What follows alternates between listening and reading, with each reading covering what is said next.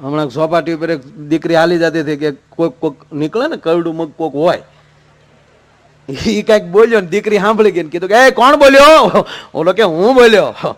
એ કે સેન્ડલ ખાવી? ઓલો કે મારે શનિવાર છે. આ તારીમાં ફરાળી છે.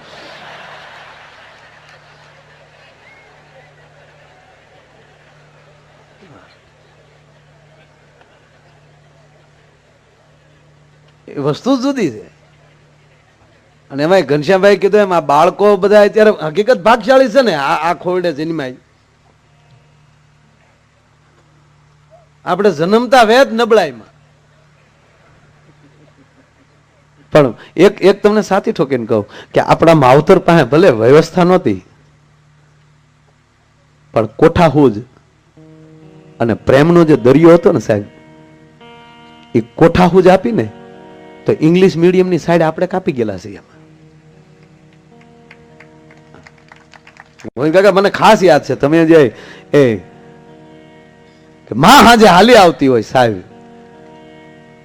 અને છોકરા ઘેરે હોય, માથે ભારો હોય, એક હાથમાં લાકડાનો બટકો હોય, એનથી ભેહુને હાકે આવતી, ઢોરને હાકતી આવતી હોય, અને એક હાથમાં શેરડી હોય, અને માથે છૂટો ભારો રમતો આવતો હોય સાહેબ. એ શેરડી ફૂલતી આવતી હોય, અને પાછો અહીં ખોળામાં આમ કહેવાય કે આમ કાપો વાળેલો હોય, અને એ જેવી જેવી કાતળિયું ફોલાતી જાય, કાતળિયું એના છોકરા હાટું એમ કહેવાય કે એમાં નાખતી જાય. અને ગામને જાપે છોકરા વાટ જોઈને ઉભા અને કે માં આવી ગઈ, માં આવી ગઈ. માં જે એની અંદરથી એમ કહેવાય કે માદળિયા દેતી, ઈ જે ખાતા, ગોવિંદ કાકા યાદ કરાવેલું કે એ અત્યારે ઈ ભાવ 5 સ્ટાર હોટલની 1500 રૂપિયાની 5000ની ડીશ હોય એમાં ભાવ કે રસ આવતો નથી સાહેબ. અને વાત ચોક્કસ છે ને ભાઈ, એ તમે કઈ વસ્તુ જમો છો એ મહત્વની વાત નથી, કેવા ભાવથી જમો છો એ મહત્વની વાત. કેવો ભાવ છે એ ભાઈ. આપણે ઠેઠ ઓળો રોટલો ખાવા ન્યા ગાડીઓ લઈને જાય, આ મુંબઈ નો જાય, એ હોટલોમાં હું નથી ઓળાના રોટલા બનાવતા આવડતું. હે ત્યાં બનાવી શકે, પણ તાહળી ભરીને દૂધ દઈને બાજુમાં એમ કહેવાય કે ઈ બેહીને એટલું કે જો એટલું ન ખાવ તો મારા દીકરાના હમ છે. હમ છે ને સાહેબ, એ મીઠાશ આપણને આપી દે છે, ઈ ભાવ મજા આવી દે. આગળ ઘનશ્યામભાઈ કીધું એમ કે જે એ રગડા પૂરીને જે આપણે ઉપાડીએ છીએ, હજી આપણી માવડીઓ જઈ ભાગ્ય તરત કે આ મારી એવું કોણ ખાતું છે. ડોઈશું જો કે અમુક ઉંમરે જ અમુક ખવાય. મોઢામાં દાંત નો એને પાણીપુરીનો સાળો ન કરાય. એ પાણીપુરી ખાય તો મોઢામાં મૂકી તો પિસ્કારી થાય, એને એ સાળો જ ન કરાય.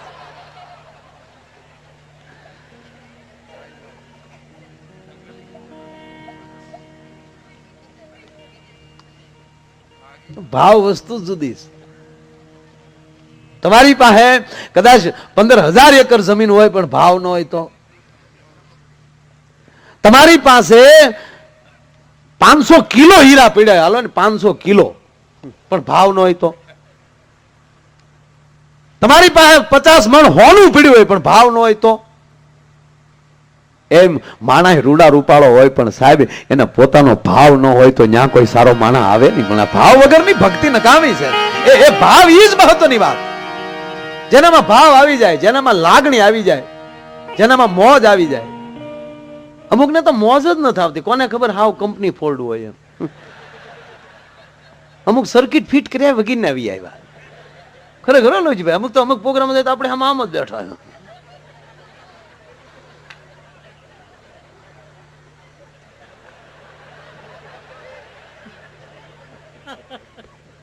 આપણે એમ થાય કે આને થયું હું.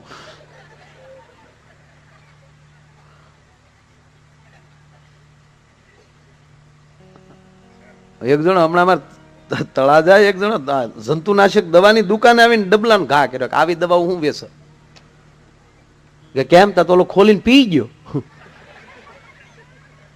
આવી વેસાય? આ તારો બાપ મેં અખતરો કર્યો, આજ ખબર પડી તું હા એમણામ જ વેસો એમ.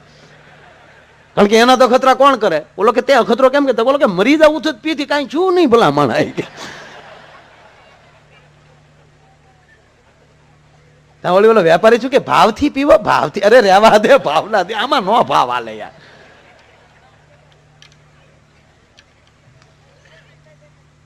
એટલે ભાવ વગરની ભક્તિ નકામી, સ્નેહ વગરનો સગો નકામો, સૂર્ય વગરનો દિવસ નકામો, ચંદ્ર વગરની રાત નકામી, પૈસા વગરનું પાકીટ નકામું, અને ઈ વગરનું ઘર નકામું.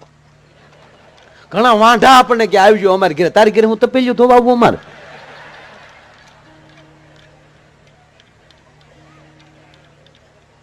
એટલે સ્ત્રી છે એ ભાવનો દરિયો છે, 100%ની વાત છે સાહેબ. એ કોઈ પણ પુરુષ મોટો પણ શેનાથી મોટો? જેનો આવકાર મોટો, જેનો રોટલો મોટો.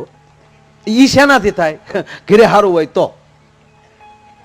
નગર ઘરે સારું વહેર્યું ભટકાઈ ગયું હોય તો મહેમાનને ઘરે લઈ જવાય એમ. મહેમાનને ગરધણી બે ફળિયામ ભઠ્ઠા નો થઈ જાય. અને હવે તો મોબાઈલ આવી જાય તો એક ભાઈ વળી ઘરે મોબાઈલ લગાડ્યો, એ હાલો, હા બાઘો બોલું, એ 5 મહેમાન લઈને આવું છું, રસોઈ તૈયાર રાખજો. તો હામેલી ઝીણા જવાબ આવ્યો, એ સુવિધા આપકે ટેલિફોન में उपलब्ध नहीं है. લઈ જા લે.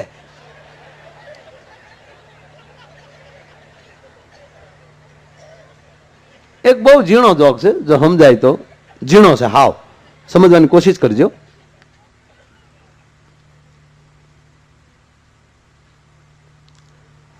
એક ભાઈના પત્ની પિયર ગયા હોય એના જાય. ઘણાને તો પત્નીની એની વાતું કરીને જે અમુક 45 વર્ષ વટાવી ગયા ને ક્યાંય હજી મેળ ન થયો, ત્યાં આપણે લગ્નની આવી વાતું, પત્નીની વાતું કરી તો આપણે આમાં મોઢા બગાડ.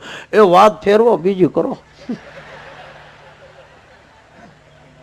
હમણાં તો એક જણો રીત છે, કાકા મારી પાસે રોવા મળ્યો. મને કે માયાભાઈ, મને કે 11 લાઈન ને થાંભલે સડીને કહે 3 તાર પકડાય પણ લગ્ન ન કરાય. માયાભાઈ આવા કોક છે દાજેલ દલડાના. મને કે હડકાયું 3 વાર કરડાવાય પણ લગ્ન ન કરાય.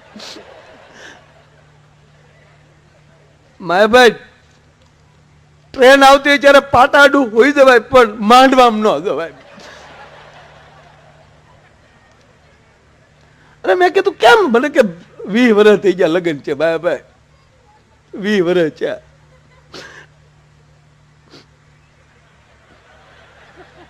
ધરાઈને ઘરે ખાધું નથી માયાભાઈ, 20 વર્ષ થઈ ગયા આપડે. અરે મેં કીધું ગાંડા હોય એવું? મને કે એવું જ હોય, આ તો હું કહી દીધું ને બીજા કહેતા નથી માયાભાઈ. અરે ગાંડા, મેં કીધું દુનિયા ટેસડો કરે, ભલામણા નારી નારાયણી છે, એની વગર માણસ કોઈ દી પ્રગતિ ન કરી શકે. અને શાસ્ત્રોમાં ગ્રસ્તાશ્રમ ને મહાન આપે. મને કે એ બધા વાસવાનું હોય માયાભાઈ બધું. બાકી તો માયાભાઈ મને કે હારી પત્ની અને ભૂત એની વાતું છે, બાકી કોઈએ જોયું નથી ભાઈ. અરે મેં કીધું પણ તને એકને તકલીફ? મને કે એકને તકલીફ પણ મારે શેર કહું ભાઈ, કવામાં પડજો, વેડામાં પડજો, પણ કોઈ દી વરમાળામાં ન પડતા. અરે મેં કીધું, મને કે હું, અરે મેં કે માયાભાઈ રાંધતા જ નથી આવડતું, રાંધતા જ તે. મારે એમ હતું કે આજ હધરશે કાલ હધરશે, પણ 20 વર્ષના વાણા વહી ગયા.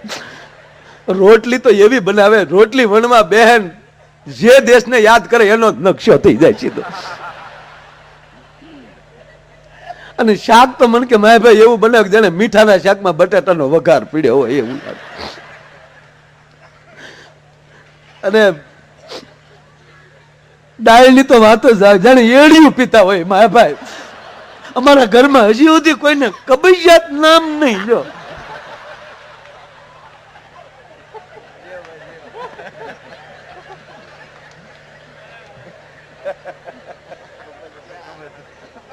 અરે મેં કીધું ગાંડા, પણ મને કે હું ગાંડા? માયાભાઈ કોઈ દી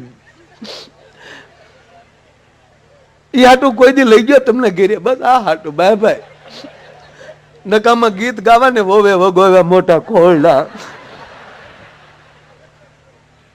મેં કીધું આમાં જો સાંભળ, પછી તો આપણે આપણી પાસે રોતો એટલે આપણે એને વિવેકથી કહેવું પડે. મેં કીધું આમાં બધી ભૂલ તારી. મને કે મારી જ ભૂલ કહેવાય ને, મેં લગ્ન કર્યા છે. અરે મેં કીધું એમ નહીં ગાંડા, મેં કીધું દીકરી પરણીને આવી છે ત્યારે મેં કીધું તે થોડાક ડારા ડફારા કર્યા છે. મને કે હા જડક્યું ન ખાઈ ગયેલી. મેં કીધેલું રસોઈ હારી થવી જોવે. મેં કે ઈ નડે તારું બાપ, તું પેલા વિવેકી ભાઈ. મને કે હા એવું તો કહેવાને લોકો આમ. એટલે મેં કીધું દીકરી છે ને ખાનદાન બાપની દીકરી છે, ગરીબડી દીકરી છે, એટલે એ તારા ડારા એના મગજમાં બેસી જાય. જેવી રસોઈ કરવા બેસે એટલે સીધું યાદ આવે રસોઈ હારી થવી જોઈએ. એ ડરમાં ડરમાં હારી થશે કેમ, થશે કેમ, એમાં બગડે. વખાણ કરી ગિરેજી જેવી રોટલી હોય એવી, પણ કહેવાનું વાહ રોટલી વાહ શાક, શબ્દશાસ્ત્રનો ઉપયોગ કરો. અને શબ્દશાસ્ત્ર મને યાદ આવી ગયું આપણે, કારણ કે આ વાંચ્યું હોય ને, આ જો શિક્ષકો બેઠા જ બધા, બહુ શિક્ષકો બેઠા ત્યારે અમારે બહુ બોલાય નહીં. હા, પણ પાઠ તો છોકરો પોતે વાંચીએ કે સાહેબ, પણ એ જે પાઠની જે લીટીઓ હોય ને, એ લીટીની વચ્ચેનો ગેપ પીડ્યો હોય ને, એ જ્યારે એમ કહેવાય કે છોકરાઓને સમજાવવા મળે, એ પાઠ લીધો કહેવાય. નગરેક સાહેબે છોકરાને પૂછ્યું, સત્ય કોને કહેવાય, ભ્રમ કોને કહેવાય? છોકરો ઉભો જો, એ આપણો દિશે આ બધું. એ કે સાહેબ તમે ભણાવો એ સત્ય છે, તાક ભ્રમ, તાક અમે ભણીએ તમારો ભ્રમ છે. આ તો ઘરેલી વાહડા લે એટલે આવ્યા વગર છૂટક્યા ન.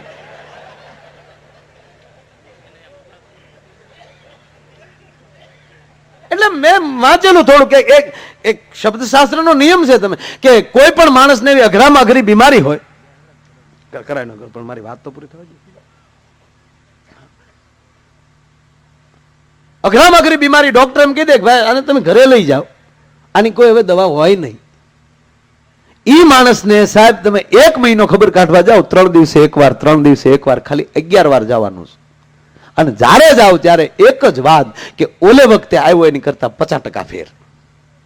ઓલે વખતે આવ્યો એની કરતા 50%. શું યાર તમારા મોઢાનું તેજ વધી ગયું. સાહેબ 11મી વાર જશો એટલે ઓટોમેટિક એની ઉર્જા પોતાની રીતે એમ કહેવાય કે અંદરથી પ્રગટ થશે અને એની બીમારી વહી જાય. એટલે મેં આને એમ કીધું કે તારે ડર કઢાવો હોય, રસોઈ હારી કરવી હોય, તું વખાણ કરી, વાહ રોટલી, વાહ શાક, વાહ ડાળ. અને કે તો 20 વર્ષ કાઢ નાખ્યા ને 8 દી કાઢવા હું મારા બાપનું જાય. ગયો ઘીર્યો અને જમવા બેઠો. પણ અમુકને મેં કીધું ને કે ઉપેલી જ કઠણાઈ લઈને હારે આવ્યા હોય,